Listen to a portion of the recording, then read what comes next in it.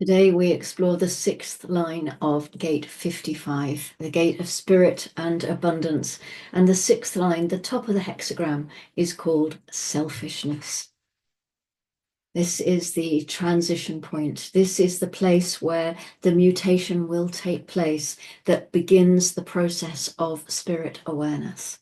This is where the emotional spirit will awaken. We will have this process of emotional awareness that will awaken in humanity, and emotional awareness will not exist inside of us. It's something that will exist outside of us. The only way in which the emotional awareness is going to be possible is when the individual integrity is complete. It's one of the things to recognize that without the material requirements, the emotional system can never be sedated.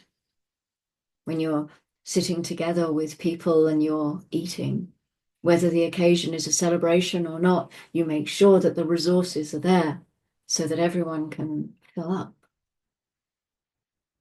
The precession of the equinox, it moves backwards through the wheel, which is actually clockwise. So it feels like it's moving in the correct way almost when we look at it because of our association with the clock.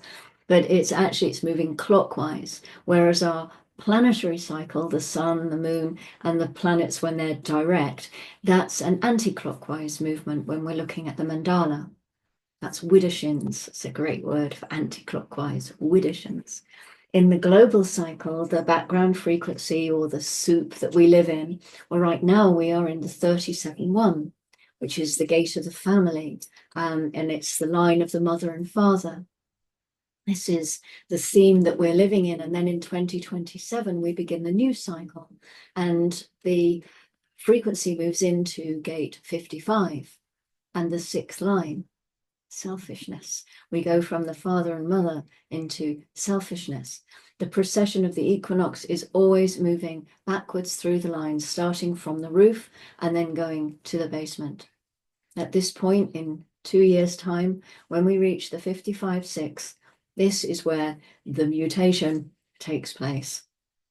This line of selfishness. It almost feels like there should be some kind of drum roll when you say the mutation, because it's getting closer and closer, and there is a real sense of the anticipation of it now. In the exaltation, acquisition obsession, that though alienating is still indirectly beneficial materially to others. The possibility of finding the spirit through materialism. Inside this line, there are a lot of things that are just waiting for us to have all of the pieces of the puzzle in place in order for us to open them up. Acquisition obsession, for example, one of the things that's involved here is the spirit and its need to cooperate, its need to meet other spirits. And they might alienate anybody else or everybody else on the surface level because they're seeking the spirit underneath, and only the spirit underneath. But still, this is indirectly beneficial materially to others because the byproduct of that will be a new level of awareness. Selfishness is the key to the nature of the materialism that lies here in the sixth line. But this is not the selfishness of the ego, it's the selfishness of the spirit, and it's a very different thing. Selfishness is a word that can be very misunderstood. It's not something that is negative. The spirit requires selfishness, or there will be no transition. It's essential because it is out of the integrity of the individual that this mutation will take place. And the only way it can take place is if the individual will be able to maintain their own uniqueness, because the awareness is going to exist outside of them. We have to be healthy within ourselves in order for the awareness to exist on the outside. To embrace this selfishness and this materialism is wonderful for the 55-6. To provide for themselves is an extraordinary thing. It elevates their spirit. Ra said that the turmoil and the pain on this planet lie in recognizing that you will not get to the spirit until you can look after the body. You have no chance for the spirit until you can look after the body. We need to be fed. We need to have our basic requirements taken care of. We need to be able to look after ourselves. It's fundamental. We will be able to live properly with each other in cooperation when we learn to be able to work in a world where there is harmony with each other. This is what this line is all about. It's an essential ingredient. If you cannot feed yourself, you're not ready for enlightenment. There's no spirit unless you deal with the body. And if you remember when we looked some while back now at the 5432, the channel that is in tribal circuitry between the root and the splenic center, it's the tribal channel of transformation. And it talks about the spiritual transformation is only possible when you have mastered the material plane. And that we have to be able to do that. We have to be, it's not an option. It's what we have to do. This is the potential of finding the spirit through materialism. If you have the 55-6, what Ra would tell people is go shopping, learn to love shopping. This is what is really going to prepare you for the spirit. Enjoy the benefits of money, enjoy the material plane that we live on. Remember that the spirit that will awaken will operate on a form principle. It's going to be as material as it gets. The very best material, our material, what we're made from. Ra said that all of the transmissions that came before that dealt with end of the world and with waking up and so on, they were all delivered from outside through the personality crystal. And so they dealt with that realm.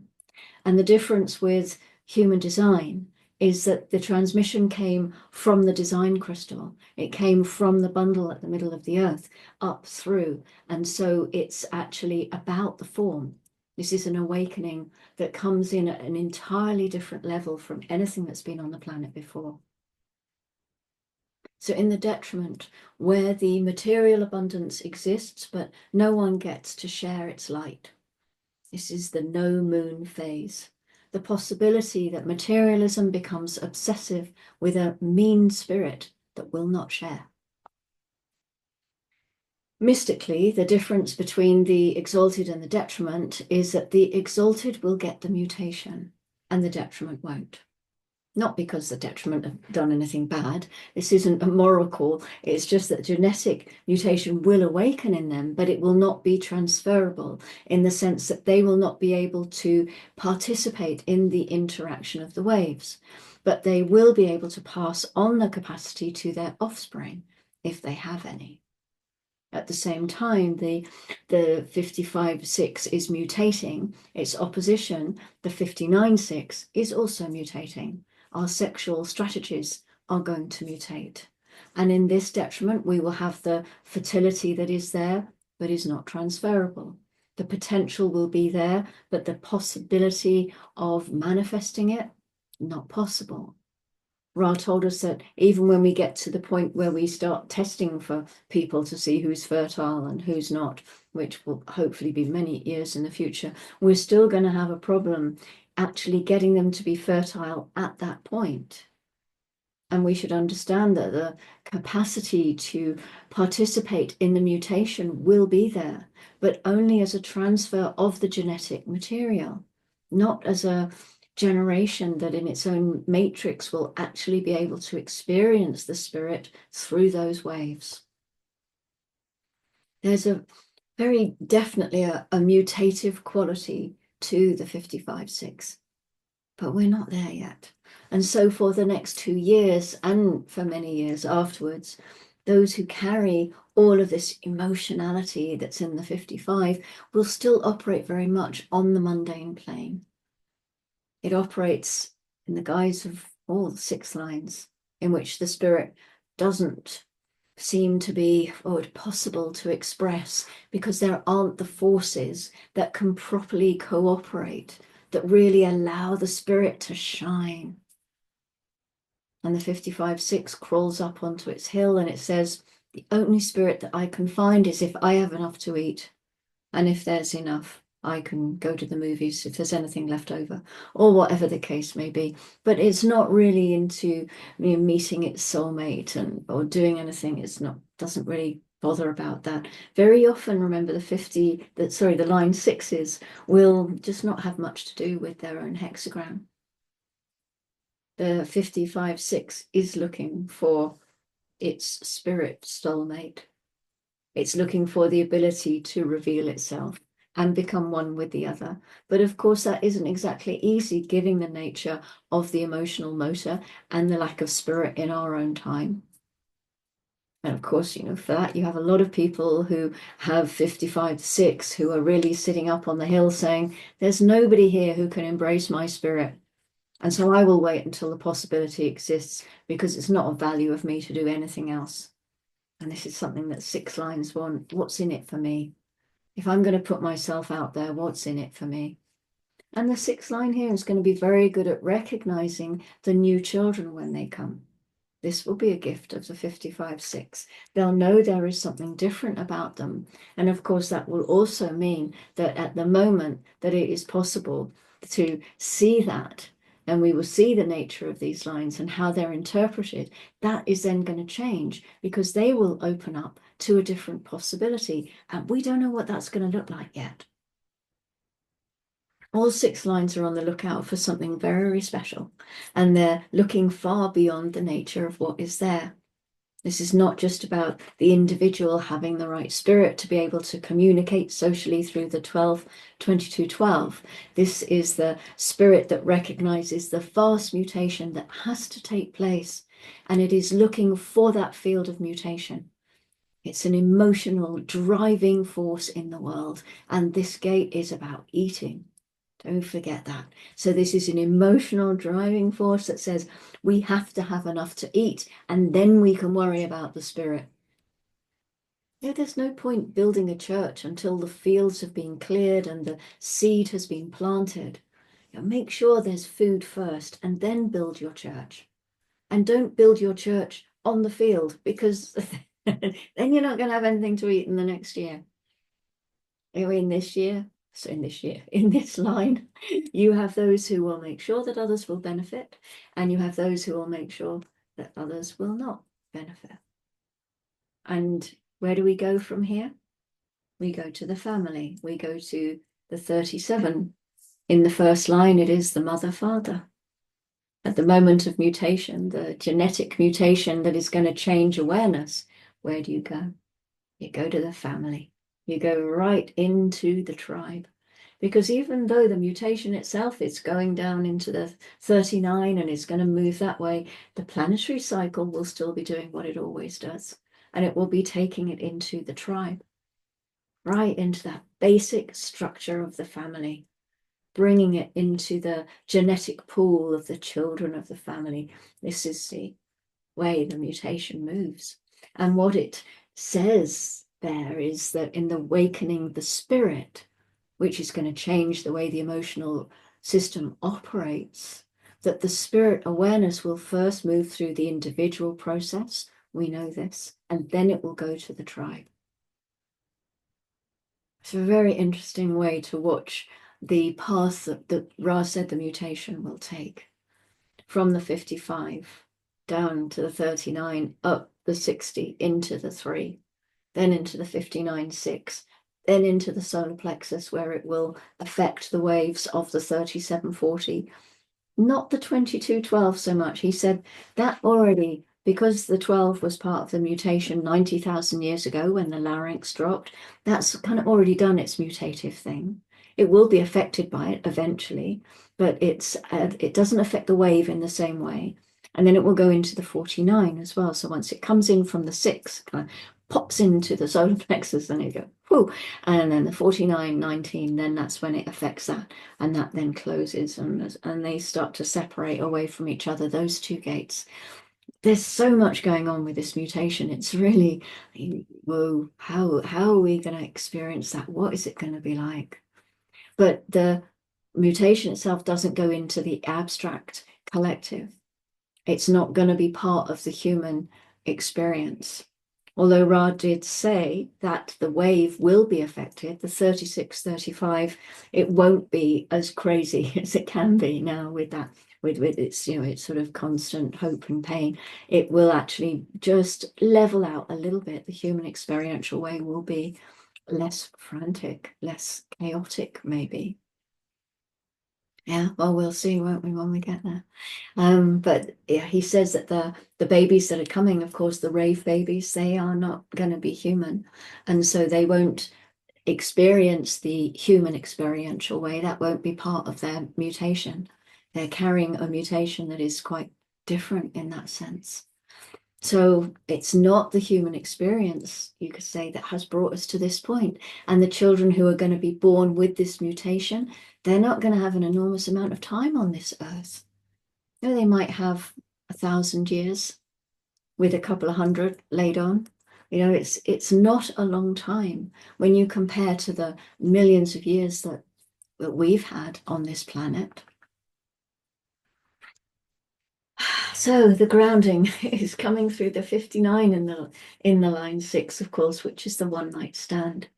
And we know that the 6th line is really looking for perfection. This is one of the traits of the 6th line. And that what this line is all about is finding the perfect lover, having the perfect night with the perfect lover. It doesn't have to be repeated. Is it even possible to repeat it? Or is it really just the one night then?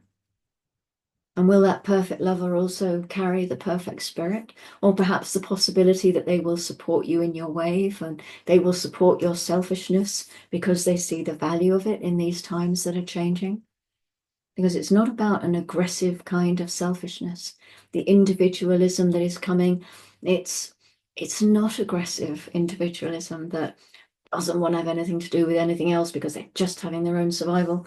I mean, it might play out like that for some people because we know that this integration channel is going to be active in the new era.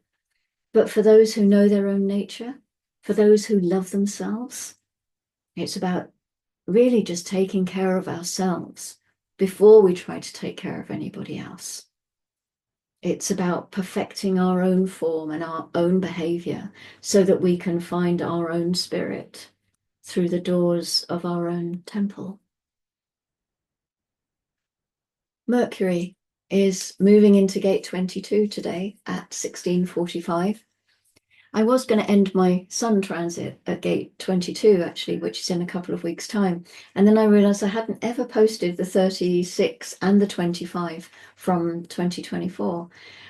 So I will now be ending this journey around the wheel a little bit later than I had planned. I will be going to the 25th, no, the 25 line 6, which is on the 22nd of March, I think. So I'm wondering now about doing some kind of a live thing. I don't know, a YouTube thing or a YouTube or a Zoom thing, or I don't know, really. Might be a nice way to end this journey around the wheel, mightn't it? If you have any thoughts on that, please comment and I will be guided by my community. So the 22, the gate of grace and openness in the same stream as our sun in the 55. And we know that it's individual and it's moody and it's creative and it's melancholic. It's the gate of the left ear. No, I don't think it is. I think it's the gate of the right ear. It's always one of those things that trips me up, when I'm teaching this, because the 11 and the 17 are the other way round. So the 22, hold on a minute, I want to get this right. The sense of hearing, they're the right. So this is the left ear. I think I must have checked it when I was preparing for this. So it is the left ear, as you were. It hears in a wave. It doesn't hear all at once. It hears what it's in the mood to hear. And it's very acoustic. It's very romantic. It's very passionate. Yay, Mercury. The moon is still in the gate of the joyous in the gate 58. It's been there since 6:24 this morning. And we're staying in the route today because next the moon will move to gate 38, which is like one gate up. When we're looking at the body graph, the next gate up in the route, it's the gate of the fighter. And it's the fuel to fight for something that fires you up.